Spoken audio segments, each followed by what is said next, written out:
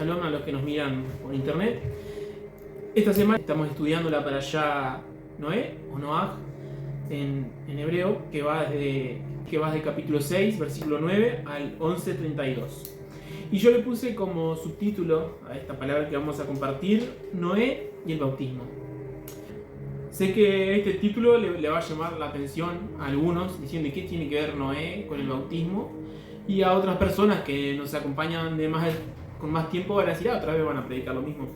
Pero no vamos a hablar lo mismo que hemos hablado en años anteriores, sino que le vamos a dar una vuelta más de tuerca a esto. Entonces vamos a empezar leyendo la porción. Génesis 6, 5 al 8 vamos a leer.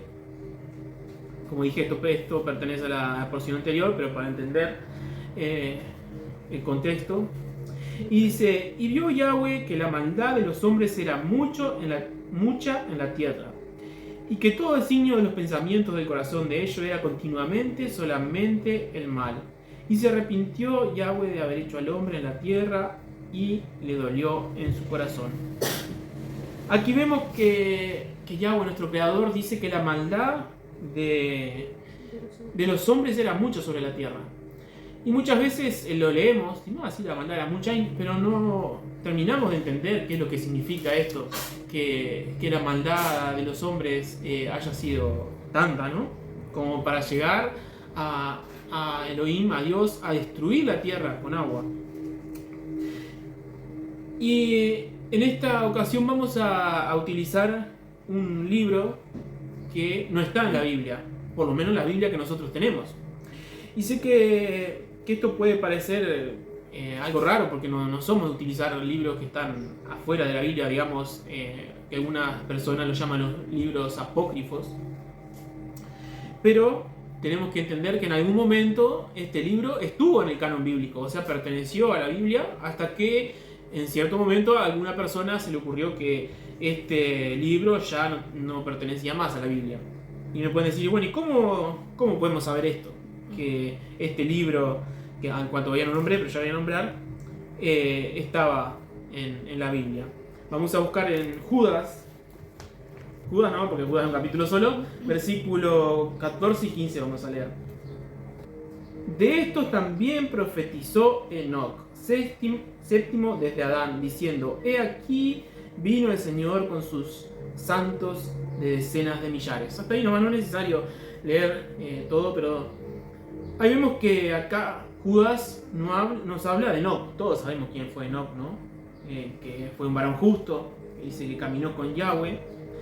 Y dice también, aquí dice, de esto también profetizó Enoc. ¿Y dónde profetizó? En un libro que tiene su nombre. Hace miles de años había un libro en las escrituras que se llamaba el libro de Enoc, el cual lo vamos a leer para utilizar, para saber qué es lo que dice las escrituras, porque Enoc habló de cuando cayó el diluvio y cuando Noé estaba caminando sobre la tierra.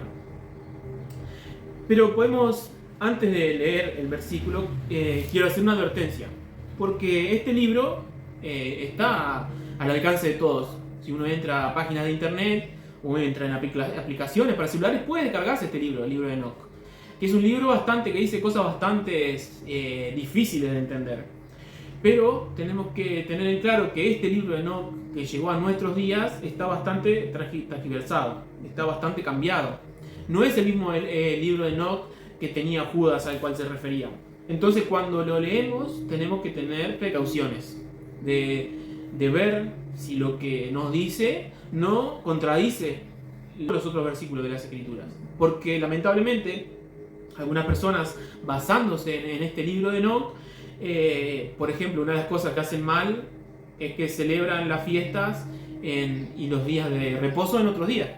Por ejemplo, nosotros guardamos el día de reposo en lo que es desde el viernes al atardecer hasta el sábado al atardecer, en lo que se conoce como Shabbat, y tiene como parte del sábado. Sin embargo, en este libro de Enoc, que como dije fue transgiversado, aparece otro calendario, donde los meses comienzan con la luna nueva. Y el primer día de la semana también comienza con cuando la luna nueva. Entonces, ¿esto qué quiere decir? que el día de reposo puede caer un miércoles, puede caer un jueves, porque todos sabemos que la luna nueva no se ve siempre el mismo día, puede caer cualquier día de la semana. Entonces han sacado esta falsa doctrina que el día de reposo, este mes toca un lunes, el mes que viene toca un miércoles y así. Pero sabemos que esto es falso, porque sabemos que desde tiempos inmemoriales el Shabbat, el día de reposo, fue, digamos, el sábado, entre comillas, porque sabemos que abarca una parte del viernes a la noche y del sábado que conocemos nosotros, ¿no? Pero en este caso vamos a utilizarlos para ver qué nos dice acerca de estos días de Noé. Y en el libro de Enoc, mi esposa va a leer el capítulo 7, en el versículo 3. Y devoraban el trabajo de todos los hijos de los hombres hasta que los humanos ya no lograban abastecerles. 4. Sí.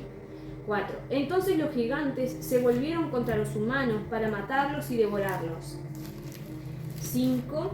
Y empezaron a pecar contra todos los pájaros del cielo, contra todas las bestias de la tierra, contra los reptiles y contra los peces del mar.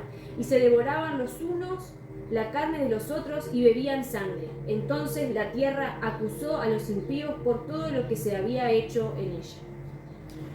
Aquí vemos que nos habla de los gigantes, de los nefilim en hebreo. Esto también nos está nombrado en Génesis capítulo 6, unos versículos antes de lo que leímos. Dice en el versículo 2 del capítulo 6 de Génesis: que viendo los hijos de Dios que las hijas de los hombres eran hermosas, tomaron para sí mujeres escogidas entre todas. Entonces yo les pregunto a ustedes, ¿quiénes eran estos hijos de Dios? Porque no eran hombres, ¿no? Porque si eran hombres era obvio que iban a tomar mujeres como esposas. Y dice aquí, que dice que viendo los hijos de Dios que las hijas de los hombres eran hermosas, tomaron para sí mujeres escogidas. Estos hijos de Dios eran los ángeles caídos. Si se recuerdan en el libro de Job, dice que se presentaron los hijos de Dios ante Dios, ante Yahweh, y dice que también se presentó Satanás y lo acusó a Job. Le dijo, no sabes que Job te sirve de Baal, de que Job te sirve por todo lo que tú le das, sácale la bendición y él no te va a seguir más. Y bueno, ya conocemos la historia, ¿no? Pero vemos que de la relación que tuvieron estos hijos de los hombres con las mujeres, estos demonios que tomaron forma de carne y pudieron reproducirse con las mujeres, allí hubo algo contranatural, contra naturaleza. ¿Y qué pasó? Nacieron seres híbridos, que estos son los gigantes, que vemos que en el versículo 4 dice: y había gigantes en la tierra en aquellos días, y también después de que llegaron los hijos de Dios a las hijas de los hombres. Ahí, por ejemplo, cuando Moisés murió, ¿no? Que dice que no encontraron el cuerpo de Moisés. Dice en la Biblia, ¿no? Que se disputaban por el cuerpo de Moisés, ¿no? Para que no se lo poseyeran, para decir, ¿no? Los propios ángeles caídos, demonios, que se entraran en el cuerpo de Moisés y que él mandara, ¿no? Exactamente. Entonces vemos que había gigantes. Y ahora lo que leyó mi esposa en el libro de Enoc, si puede volver a leer, ¿qué pasaba? Imaginemos que estos seres medían más de 3 metros. Imagínense lo que comían. Si nosotros, personas que no llegamos ni al 1,80 m, nosotros que somos bajitos, algunos que sí, pero comemos un montón, estos gigantes devoraban todo lo que tenían. Miren lo que dice, lo vamos a leer de vuelta Enoc. Dice: y devoraban el trabajo de todos los hijos de los hombres hasta que los humanos, o sea nosotros en la antigüedad, ya no lograban abastecerse, no tenían que comer, se terminaba la comida. Porque recuerden que hasta este entonces, tanto los animales como las personas solo comían vegetales. Aunque le puedan sorprender esto que estoy diciendo, los humanos no habían comido carne, y los animales tampoco. El león, el búfalo, el tigre, todos comían plantas.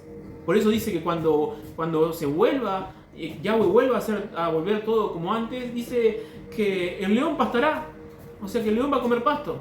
¿Por qué? Porque desde un principio esa era la idea de Dios. Que no hubiera violencia, que no se matara, que un animal no matara a otro para comer.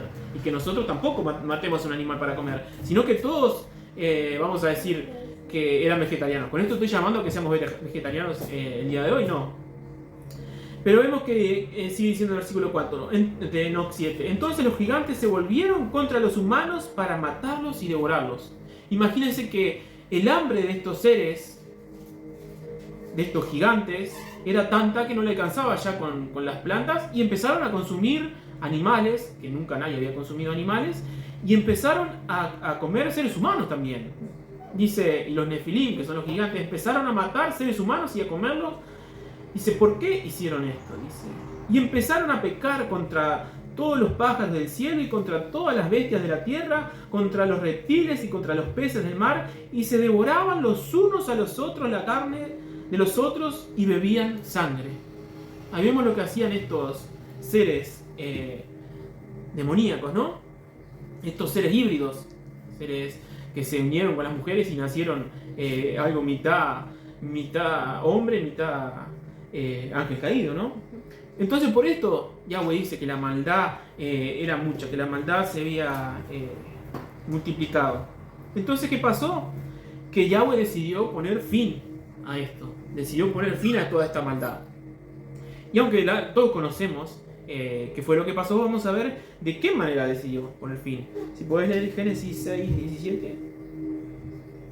Y he aquí que yo traigo un diluvio de agua sobre la tierra, para destruir toda carne en que haya espíritu de vida debajo de los cielos, todo lo que hay en la tierra morirá. Ahí vemos que Yahweh, Dios, en su infinita sabiduría, decidió terminar todo con lo que nosotros conocemos hoy como el diluvio. Que por primera vez también lloviera sobre la tierra y se inundara todo, tanto que dice que arriba de la montaña más alta había no sé cuántos metros de agua, no quedaba un lugar seco en la tierra. Pero esta decisión que él tomó no fue una decisión al azar. Dijo, bueno, a ver cómo destruimos todo, vamos a destruirlo con agua. No, todo lo que Dios hace tiene un porqué. Y esto está ligado con un versículo que vamos a leer en Mateo capítulo 3. Aunque al principio no entiendan, pero vamos a ver qué tiene que ver Mateo 3. Vamos a leer 1 y 6. ¿El 1 y el 6? Sí, ¿puedes leerlo? En aquellos días vino Juan el Bautista predicando en el desierto de Judea. 6. Y eran bautizados por él en el Jordán confesando sus pecados. Aquí la palabra bautismo, o bautista está acá, viene de la palabra griega baptizo, que quiere decir sumergir. O sea que un nombre mejor que le podríamos poner a Pablo, digamos, no digo que esté errada la traducción que tiene la Reina Valera, pero una traducción mejor sería Juan el Sumergidor. ¿Y qué pasaba? ¿Qué era lo que hacía a Juan? Sumergía a las personas bajo el agua. Y en Romanos capítulo 6, 4. ¿Sí? Porque somos sepultados juntamente con él para muerte por el bautismo, a fin de que, como Cristo resucitó de los muertos por la gloria del Padre, así también nosotros andemos en vida nueva. Entonces ahora entendemos que para pasar de una vida a otra es necesario el bautismo. Para pasar de muerte a vida es necesario el bautismo. Entonces, ¿qué fue lo que hizo Yahweh cuando inundó la tierra? De cierta manera, estaba bautizando la tierra. Estaba haciendo una tierra nueva. Que todo pasara lo malo que había antes, y estaba haciendo que vinieran todas las cosas nuevas, ¿no? Pero tenemos que pensar ¿por qué es necesario el bautismo para nosotros? Claro, es un mandamiento. Pero vamos a ver ahora un poco la importancia de ese mandamiento, de por qué tenemos que bautizarnos. Primero que nada, le voy a hacer otra pregunta, que si bien en un principio es fácil la respuesta, vamos a ver que hay algo más profundo. ¿Por qué tuvo que morir Yeshua? ¿Por qué no hubo otra forma de que nos diera la salvación? Porque el Señor lo decidió así. Claro, Él lo decidió así, pero ¿por qué? ¿Por qué no decidió hacerlo de otra manera? Pero vamos a entrar un poquito más en profundidad. ¿Por qué tuvo que morir Yeshua? Vamos a Oseas 2 al 5. Vamos a ver. Contended con vuestra madre, contended, porque ella no es mi mujer, ni yo su marido. Aparte pues sus fornicaciones de su rostro y sus adulterios de entre sus pechos. No sea que yo la despoje y desnude, la ponga como el día en que nació, la haga como un desierto, la deje como tierra seca y la mate de sed. Ni tendré misericordia de sus hijos, porque son hijos de prostitución. Porque su madre se prostituyó, la que los dio a luz se deshonró, porque dijo: iré tras mis amantes, que me dan mi pan y mi agua, mi lana y mi lino, mi aceite y mi bebida. Amén. Yahweh nos habla de un matrimonio, ¿no? De él como esposo, y habla de una madre, de una mujer que fue infiel. Sabemos que aquí el esposo es Yahweh y que aquí la infiel fue la casa de Israel, que somos todos nosotros, que engañó a su esposo con otros hombres y le dio la carta de divorcio. Entendamos por un momento esto, bajémoslo un poco a tierra y pensemos en la vida matrimonial. Pensemos en una familia, una esposa y un esposo con hijos, y que de repente la esposa engaña a su esposo. El esposo esté preocupado en el trabajo por mantener a la familia, por traer lo que la esposa y los hijos necesiten, y la esposa no le importe nada de esto. Cuando el esposo no esté, se vaya con sus amantes, con hombres, a hacer cualquier tipo de cosa. Algo muy feo, ¿no? Y esto fue lo que pasó. Y lamentablemente nosotros, cada uno de los que estamos aquí presentes y de los que están mirando este video, fuimos esa esposa que engañamos a Dios, engañamos a nuestro Creador. ¿Con quién? Con otros hombres. ¿Quiénes son estos otros hombres? Otros dioses. Todos los que estamos aquí, los que están mirando, o la mayoría, antes pertenecíamos a otras religiones, donde adorábamos a dioses desconocidos, a dioses que o bien nos decían que era el Dios que creó los cielos y la tierra, pero eran otros dioses, o directamente nos decían que eran otros dioses. Incluso otros dioses, capaz por ahí no fue católica o no tuvo otros dioses, pero ellos mismos se creaban a su manera, o ellos mismos, ¿no? Sus padres, sus propios pensamientos son esos propios dioses que se levantan y decir: no, pero esto es lo que yo pienso, esto es lo que yo, ¿no? Ellos mismos crean en su mente dioses a su manera. Entendamos entonces esto, que hubo un matrimonio. ¿Cuándo fue este matrimonio? Eso ya lo hemos dicho otras veces. Pero ¿cuándo fue este matrimonio? ¿Cuándo se casó Yahweh con Israel? En el monte Sinaí. En el monte Sinaí. Y los 10 mandamientos eran el contrato matrimonial. El pacto que hicieron Yahweh con Israel, con su pueblo. ¿Y qué decía en el pacto? Vamos a leer Éxodo 23. Un versículo muy simple que nos dice una parte del pacto, porque Yahweh prometió a su pueblo Israel, a nosotros, prometió dar cuidado, prometió darle lo que necesitaban, la comida, el alimento, la protección, pero a cambio el pueblo tenía que hacer otra cosa. ¿Qué dice Éxodo 25? No te inclinarás a ellos, ni la honrarás, porque yo soy Yahweh tu Dios, fuerte, celoso, que visito la maldad de los padres sobre los hijos hasta la tercera y cuarta generación de los que me aborrecen. Ahí vemos que Yahweh nos dijo que no podía tener otro, como cualquier matrimonio, la esposa ni el esposo pueden tener otro. ¿Y por qué? Porque era celoso. Pero vemos que muchas veces el pueblo de Israel fornicó con ídolos, fornicó con Baal, fornicó con un montón de deidades, vamos a decir entre comillas. ¿Y qué pasó? Que Yahweh se divorció de su pueblo. Y también vemos que dice allí en lo que leímos recién en Éxodo que él es fuerte y celoso. O sea que él tiene celos de otros dioses, pero que también él es fuerte. O sea que estaba queriendo decir que si la esposa, si Israel en este caso, cometía adulterio, iba a tener que pagar las consecuencias de ese adulterio. Entonces vemos que y no lo vamos a leer, pero todos sabemos lo que el pueblo de Israel hizo, cómo una y otra vez fornicó, cómo el pueblo de Israel tuvo dioses ajenos en el medio del pueblo, en el medio del campamento, cómo levantaban estatuas, y dice que se levantaba un rey y tiraba la estatua abajo, pasaba cierta cantidad de tiempo, de vuelta, volvían a hacer lo mismo, y que llegó un momento que Yahweh se cansó del pueblo de Israel, se cansó de lidiar con la idolatría, con el adulterio, con el engaño, y se divorció. Eso es lo que vimos en Oseas. O sea que Israel ya no iba a ser su esposa, no iba a ser parte de su pueblo. Vamos a ver que es bien como el matrimonio, ¿no? Que a veces hay matrimonios que le dan una oportunidad, segunda oportunidad, tercera oportunidad, ¿no?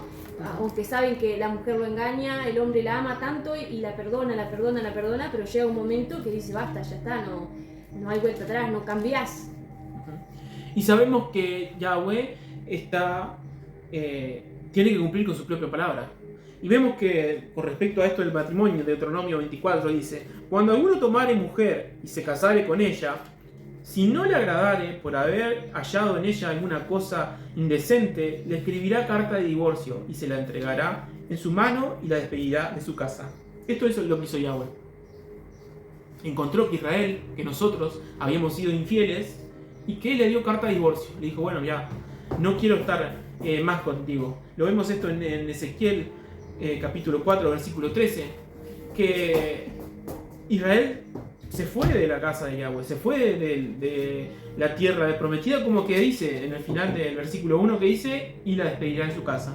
3. Ezequiel 4:13. Dijo Yahweh: así comerán los hijos de Israel su pan inmundo entre las naciones a donde los arrojé yo. Entonces aquí vemos que Yahweh les dio la carta de divorcio y ella tuvo que irse de la casa que Yahweh había preparado, de esa tierra prometida. ¿Y qué pasó? La casa de Israel se perdió. Dice en el versículo 2 y 3 de Deuteronomio 24: y salida de su casa podrá ir y casarse con otro marido.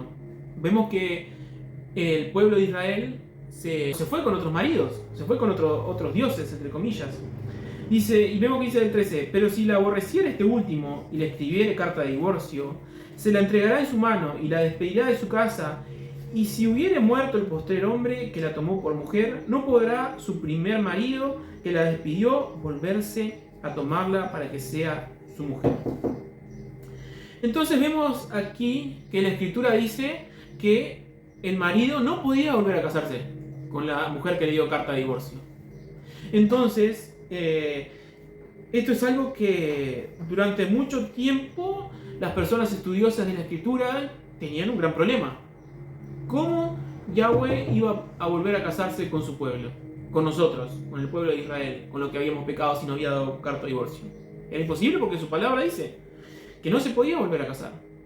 Entonces, todo lo que estamos aquí presentes hemos escuchado de las bodas del Cordero. ¿Cómo es posible que nos vuelvamos a casar con el Padre, con Dios, si la Escritura dice que no es posible? Que una vez que Él da carta de divorcio, no se puede volver eso atrás. Y durante mucho tiempo antes de la venida de Yeshua, y después, unos años después de eso, muchas personas estaban con esta incógnita. ¿Cómo las ovejas perdidas de la casa de Israel van a poder volver con el Padre? Si después que nos dio la carta de divorcio, dice en Deuteronomio 4, no podrá su primer marido que la divorció volver a tomársela por mujer. Puedo leer acá Jeremías, ¿sí? Que también es una cláusula de lo que vos estás diciendo, como también, sé que vas a decir otra cosa, ¿no? Pero ¿cuál es la forma de poder volver? Dice Jeremías capítulo 3, versículo 8 al 14.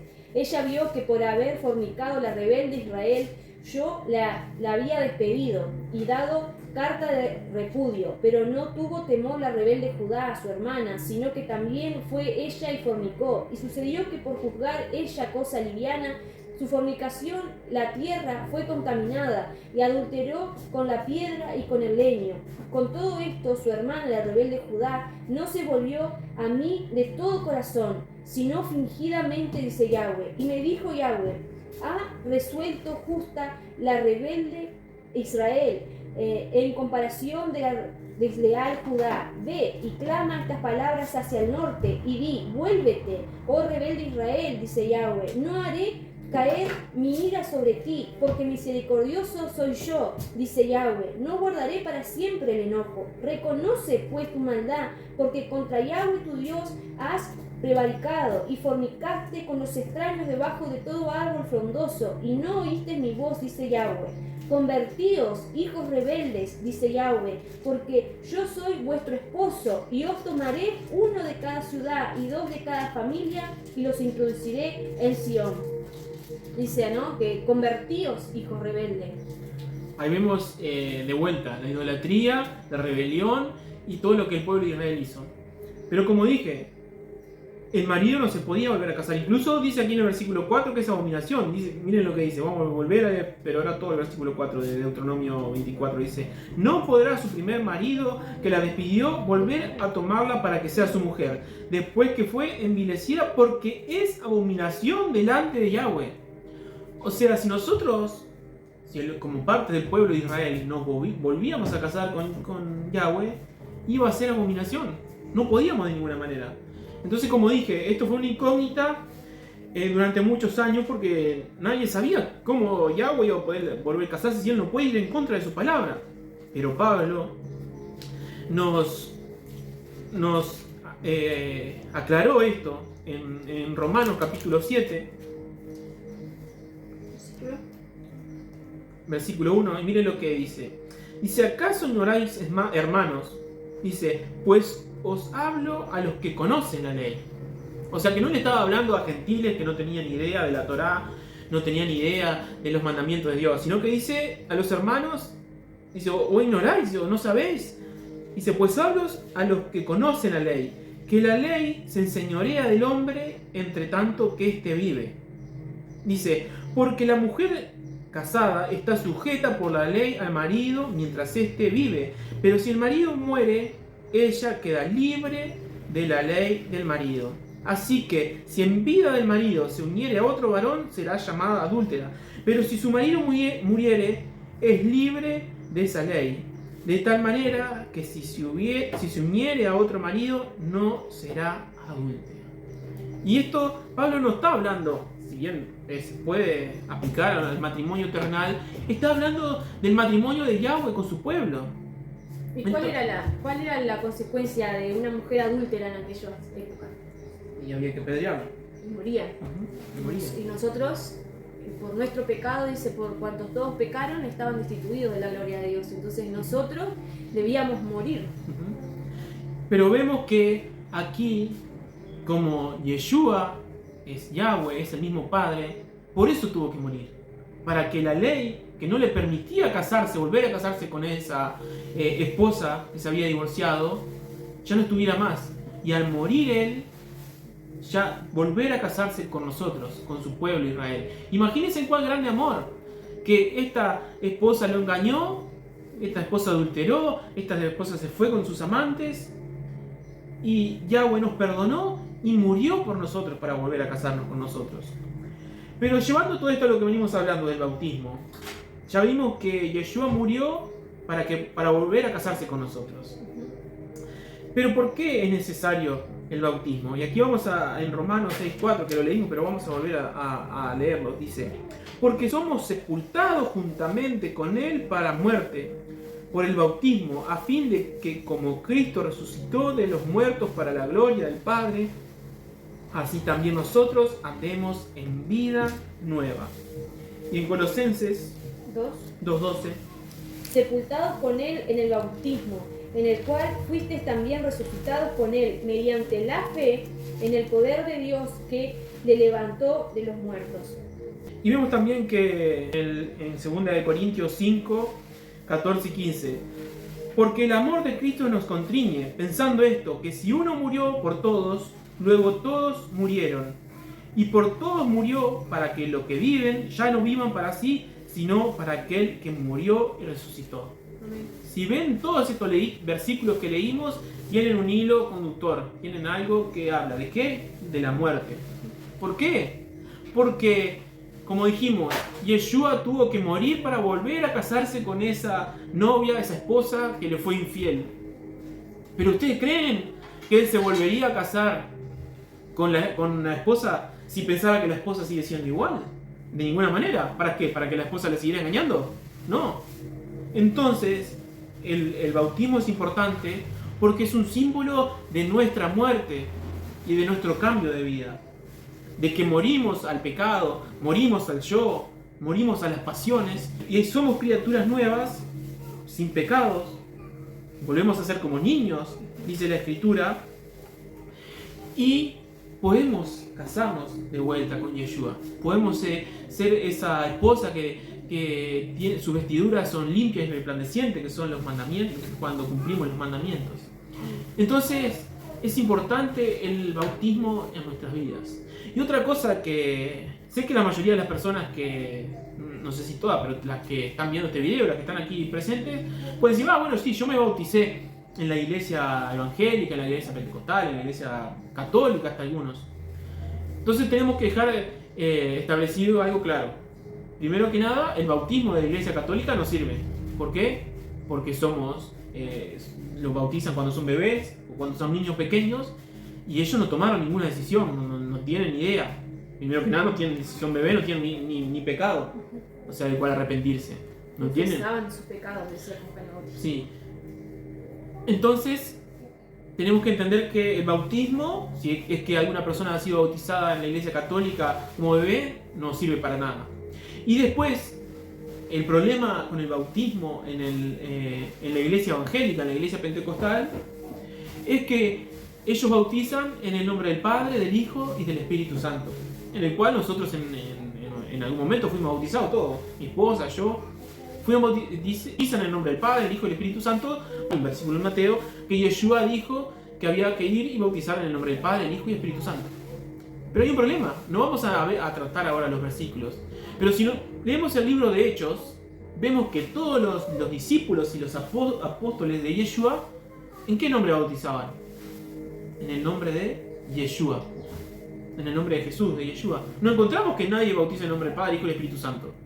Recuerdo que cuando salimos de la iglesia pentecostal en que éramos antes, que queríamos encontrar alguna manera para hablarle al pastor sobre esto, que mi esposa era la que tenía la esperanza y ella decía, sí, van a creer, y yo digo, no, que me acuerdo de ese momento. Pero vos tenías la esperanza de que creyeran, de que aceptaran esto, y yo no tenía ninguna esperanza.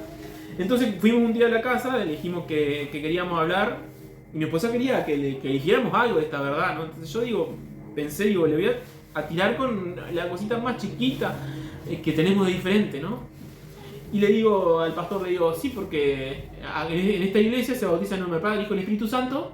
Le digo, y hay un solo versículo en la Escritura que dice eso. Y sin embargo, en el libro de los Hechos hay muchos versículos que dicen que se bautizaban en el nombre de Yeshua. En aquel entonces dije Jesús, no dije Yeshua, ¿no? Dice, no, hay muchos versículos que dicen que hay que bautizar en el nombre del Padre, del Hijo y del Espíritu Santo. Y bueno, yo no los encontré, yo no los conozco, esos versículos. Sí, mirá, todavía este libro, lee este libro y que vas a encontrar el libro de la doctrina de la iglesia, ¿no? Que acá en este libro te va a decir dónde están los otros versículos. Lo leí y no decía nada. Incluso un versículo más a mi favor. Versículo que decían, por ejemplo, que todo lo que hagáis, hacedlo en el nombre de Yeshua. Entonces, cuando hacemos un bautismo, ¿en qué lo hacemos? En el nombre de Yeshua. Entonces, otra cosa que debemos aclarar es que el bautismo siempre tiene que ser en aguas corrientes. No puede ser ni en una piscina ni en un lugar de aguas estancadas. Se puede hacer en un caso extremo por aspersión, ¿no? Así, ¿cómo por aspersión? Mira, ¿con los católicos? No. Déjenme terminar. En un caso muy especial, cuando una persona, por ejemplo, nos pasó una vez, que al final nunca se concretó el bautismo, pero había una persona que quería bautizarse. En el río le vamos a bautizar, obviamente, como dijimos, que era con agua corriente, ¿no? Pero esta persona pesaba como 150 kilos, ¿no? Y imagínense que se tropezara en el agua o cuando bajara no pudiera levantar. Ni yo lo podía poder levantar a los 150 kilos, ni mi esposa, ni otras personas que estuvieran ahí. Entonces, aparte que le costaba caminar, ¿no? Aparte de pesar 150 kilos, porque una persona sana, hay personas que tienen 150 kilos, pero son sanas porque no sé, miden unos 90 o tienen músculo, pero no, esta persona era más bajita que yo, con 150 kilos, imagínense. O sea, si la persona iba a tener fuerza para levantarse, yo tampoco, iba a morir ahí de bautismo, iba a empezar a velorio, porque iba a quedar ahí en el río. Entonces, en esos casos, se puede hacer un bautismo especial que es por aspersión, pero no es como los católicos que le tiran un chorrito de agua, no. No recuerdo ahora bien la cantidad, pero creo que tiene que ser más de 7 litros de agua. 14 litros. 14, sí, no me acuerdo si 14 o 15 litros de agua, o sea, un balde grande, y se le tira toda esa agua a la persona, y esa es una forma de bautismo, que el agua corre, que no es una piscina. Pero si no, Porque hay casos que hay lugares que claro, no hay. y hay lugares que no hay un arroyo, no hay un río, ¿qué van a hacer? Nada, si no, no te puedes bautizar. Bueno, se tomaba, y esto es sacado del judaísmo, aunque nosotros no compartimos muchas cosas con el judaísmo, ellos mismos dicen que esto es correcto, ¿no? Tomar un balde grande de agua y bautizar a la persona que no es capaz de meterse o que no hay un río, bautizarla de esa manera. Pero si no, ¿Y qué pasa si una persona no se bautiza y muere? no pasa nada. No pasa nada. No pasa nada ¿Por porque, qué? Porque somos, el bautismo no salva. somos salvos por fe, no por obras. El bautismo es un rito de purificación. Eso es. Porque somos salvos por gracia por medio de la fe. Bueno, también, entonces, para terminar con el tema del bautismo, de cómo se tenía que bautizar, ¿no? Siempre tiene que ser en lugares de agua corrientes y bautizados en el nombre de Yeshua. ¿Por qué en el nombre de Yeshua? ¿Por qué bautizaban en el nombre de Yeshua? Porque hay dos bautismos. Aunque esto es otra cosa que tendríamos que profundizar más, hay dos tipos de bautismo. Está el bautismo de arrepentimiento y el bautismo de identificación. Cuando nos bautizamos en el nombre de Yeshua, nos bautizamos y nos identificamos con Él, que Él es nuestro maestro, Él es nuestro guía, es nuestro salvador. Por eso tiene que ser en el nombre de Yeshua. Y después Entonces ahora está... me viene la pregunta. Cuando Yeshua se bautizó como identificando que... ¿Cómo? Y no, él Porque él no tenía pecados. O sea, también lo dejó como ejemplo, ¿no? Claro, él se bautizó para dejarnos ejemplos a nosotros de lo que había que hacer, pero él no tenía necesidad de bautizarse. Entonces, como dije, hay dos bautismos. Uno que es el de identificación, que en las épocas anteriores a Yeshua, ¿cómo se bautizaban las personas? Porque muchas personas dicen, no, que el bautismo fue inventado o que apareció en el Nuevo Testamento, pero no es así. En el Antiguo, como dice la Escritura, no hay nada nuevo bajo el cielo. Todo lo que fue era antes. Lo que nosotros conocemos como bautismo, como dije, el sumergirse, es lo que se llamaba como el rito de purificación. Los judíos antes de la venida de Yeshua tenían como unas tinajas, digamos, con agua que corría y una escalera que bajaba, y ellos mismos, solos, entraban por un lado y salían por el otro caminando. Y eso era el rito que tenían para purificarse. Vemos que hay otro bautismo, que es el bautismo para perdón, para limpiarnos, que se puede hacer varias veces. Incluso hay una iglesia que esto ya o sea, se fueron demasiado al extremo, pero que antes eran conocidos de nosotros en Estados Unidos, y ellos se bautizaban todos los viernes. Todos los viernes hacían bautismo para limpiarse. ¿Por qué? Porque todos pecamos. Aunque tratamos de no hacerlo, aunque estamos en este camino de purificación, lamentablemente erramos todavía. Cuando venga Yeshua recién vamos a ser perfectos. Entonces, haciendo este bautismo para limpieza, digamos, que se puede hacer una vez por año, o cada 2 años, o cada lo que la persona considere necesario. Pero a estas personas se les ocurría que todos los viernes sí, hacían era tan gracioso, ¿no? Todos los viernes hacían este bautismo para la limpieza. Entonces, resumiendo todo lo que vimos. Como vimos, Yahweh hizo un bautismo en la tierra, por eso la inundó y por eso terminó con la vida de todos los seres humanos y hubo un nuevo comienzo. Y por eso es importante esto para nosotros también, que nosotros podamos bautizarnos y que pueda haber un nuevo comienzo en nosotros. Como dijo mi esposa, ¿no? Eso nos salva, no nos va a hacer, porque hay un versículo que dice, el que creyere y fuere bautizado será salvo. No, porque entonces, por ejemplo, cuando Yeshua fue crucificado, se acuerdan que a un lado había un ladrón y al otro el otro, ¿no? Y uno se burlaba y el otro creía. Y Yeshua le dijo que acuérdate que te digo hoy que nos veremos en el más allá, vamos a decir así. O sea que él fue salvo. ¿Y él tuvo tiempo de bautizarse? No. Él tuvo tiempo de hacer una obra, tuvo tiempo de guardar Shabbat, tuvo tiempo de guardar la fiesta. No sabemos. Pensamos que no era judío. No sabemos. Capaz lo hacía, pero eso no importa. Pero no tuvo tiempo por fe hacerlo. Él solo creció en Yeshua y no necesitó más. Entonces, para ser salvos, no necesitamos hacer ninguna obra. Pero si somos salvos y tenemos la oportunidad de hacer la obra, tenemos que hacerla. Y el bautismo es una obra que tenemos que hacer. Así que les invito a las personas que están mirando este video y las que están aquí presentes, que ya sea que se hayan bautizado en la iglesia católica o en la iglesia evangélica, en el Padre, Hijo y Espíritu Santo, si desean en su corazón, pueden bautizarse e identificarse con nuestro Salvador, que es Yeshua. Y bueno, incluso hay personas que pueden ser grandes y le tienen pavor entrar dentro del agua, o sea, sumergirse por traumas o por lo que sea. En esos casos sí podría ser ese baño, ¿no? El bautismo o la expresión. Sí, porque las personas adultas a veces hay que cuidar también, ¿no? Por ahí están en invierno, obviamente se va a sugerir que se haga en un día que esté calorcito, pero hay personas que le tienen miedo a meterse adentro de... Porque se caiga. O que se caiga, sí, obviamente. Y bueno, era eso para los que nos miran por YouTube que teníamos para hoy. Así que los aliento a poder bautizarse. Lo mejor sería que una persona los ayude. Sí, pero sé que muchos hermanos están solos en sus casas. Tienen esta creencia, no tienen donde congregarse, no tienen una congregación en su ciudad donde congregarse. También lo pueden hacer solos, pero acuérdense que hay una persona que, aunque vamos a decir que no sea, no tenga la misma fe, pero que por lo menos esté ahí para ver, para ser testigo y también para que no le pase nada, ¿no? Por ahí, no sé, tropezan, se están bautizando, le da un calambre o algo, no van a cometer el error de bautizarse solos. Amén.